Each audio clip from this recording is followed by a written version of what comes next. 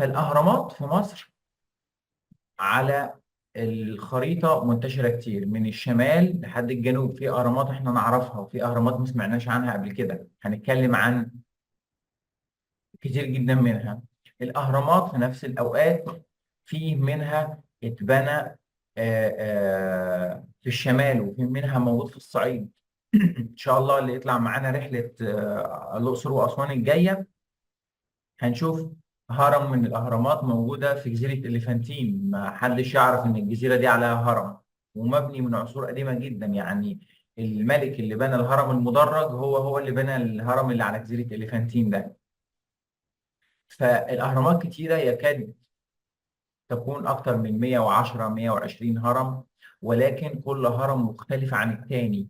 بيشتركوا مع بعض في حاجات، لكن بيختلفوا في موقع، وبيختلفوا في الحجم، وبيختلفوا في التصميم المعماري، وبيختلفوا كمان في الإفكت بتاعه. فالحاجات اللي هم مشتركين فيها في عناصر المعمارية، وهنتكلم عنها دلوقتي. ولكن بيختلفوا بعد كده في الموقع اللي تم اختياره، في الاتجاه اللي تم بناه بيه، وفي الطريقة، وفي النظام الداخلي. فكل الحاجات دي بتؤدي إلى إن هناك اختلاف ما بين كل هرم والتاني. حتى لو الأهرامات جنب بعضها في نفس اللوكيشن، ففي اختلاف ما بين ده وده.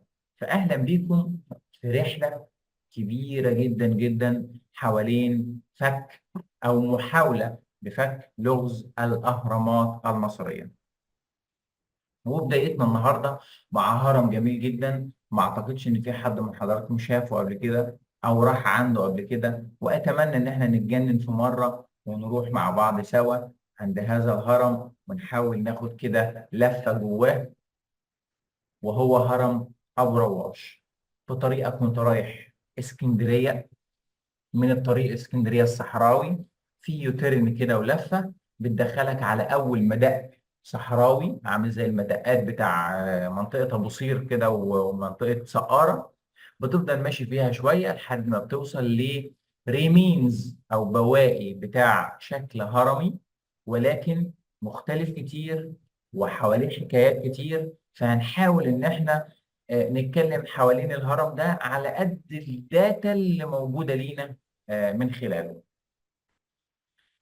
هرم ابو رواش والاهرامات. قبل ما نتكلم عن الهرم بتاع ابو رواش ده، فعايزين نتكلم الاول عن شويه افكار او شويه ملاحظات هناخدها معانا طول الحلقات بتاعت الاهرامات اللي هتبقى في الشهور بتاعت السيزون ده كله. اول حاجه لما اذكر كلمه هرم، فانت لازم تاخد في بالك حاجه مهمه جدا جدا جدا، ان اي هرم بيتبني في مصر ما بيبقاش هرم واقف لوحده كده.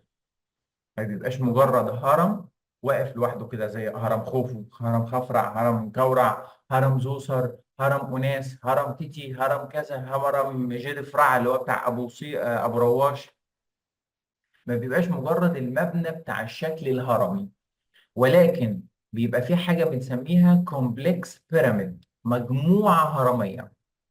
لو احنا بصينا للهرم لوحده كعنصر معماري هنحكم عليه غلط، هنحكم عليه بالطريقة اللي اتبنى بيها غلط، وهنحكم عليه ليه اتبنى غلط برضه.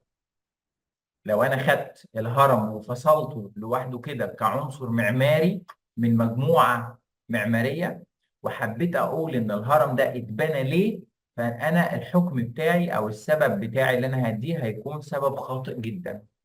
ولكن عشان احكم على الهرم واقول الهرم ده ليه اتبنى، فانا لازم ابص للهرم ده في اطار انه عنصر معماري في مجموعه هرميه بحالها. المجموعه الهرميه دي بتتكون ازاي؟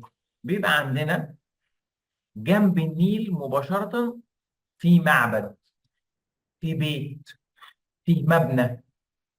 المبنى ده في مصر القديمه كانوا بيسموه بركا. بركا، بيت الكا، المكان بتاع الكا، المكان اللي بيتعمل فيه ريتشوال معينه. يعني ريتشوال تمبل هو عباره عن مكان بيتعمل فيه طقوس معينه، الطقوس دي متعلقه بالكا. بالنفس. وبعد كده بنلاقي من المعبد اللي جنب الميه على طول، فان هتلاقي كل هرم من الاهرامات لازم يكون ليه معبد اللي جنب الميه، اللي احنا بنقول عليه الفالي تمبل، اللي هو المعبد الوادي بالتسميه الحديثه. تسميته القديمه قوي كان اسمها بركا، البيت بتاع الكا. وكانوا بيسموه بتسميه تانية برجت، بيت أبدية الزمان والمكان، أو بيت الأبدية الفيزيكال الأرضية أو الدنيوية. لأن إحنا عارفين إن الكا مرتبطة بالحياة الدنيا، ومرتبطة بالاحتياجات الدنيوية بتاعتنا والغرائز بتاعتنا وهكذا. فهو اسمه بركا برجت، ده المبنى الأولاني. بعد كده لما بتيجي تطلع ناحية الهرم، فبتطلع بقى على الهضبة بتاع الهرم فوق خالص، فبتطلع من خلال طريق. في طريق بيوصلك من المعبد ده، بيكون دايما الطريق ده فاتح من ظهر المعبد اللي يروح فينا معبد الوادي بتاع الملك خفرع. لما بندخل المعبد الوادي واحنا رايحين من خلاله، لما بندخل جواه بيبقى فيه ممر كده بيطلعنا عند ابو الهول. لو كملت الممر ده للاخر هتوصل عند الهرم فوق، عند الهضبه فوق. الممر ده في حد ذاته كانوا بيسموه وات نتر، الطريق المقدس. الطريق المقدس. وكانوا بيسموه تسمية تانية كمان اسمها وات دوا، طريق النجوم.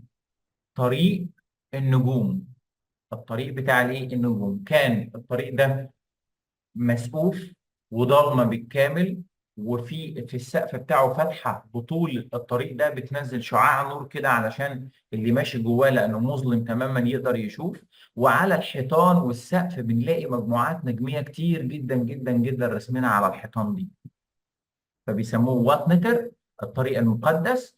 وكانوا بيسموه وات دوات، اللي هو طريق النجوم. اول ما توصل لنهايه هذا الطريق بتوصل لمبنى تاني، دايما بيبقى مبني شرق الهرم، في الضلع الشرقي بتاع الهرم. في كل الاهرامات المبنى التاني ده، والمبنى كمان اللي على يعني كل المباني اللي هو البيت بتاع الكا والطريق بتاع النجوم والمبنى اللي فوق جنب الهرم كلهم مبنيين شرق الهرم في الجانب الشرقي من الهرم. بنلاقي مبنى جنب الهرم من فوق بيسموه با، بيت الروح. بيت الروح. عندنا بيت الايه الكا تحت، وعندنا بيت الروح فوق جنب الهرم. جميل. فدي المجموعه الايه الهرميه.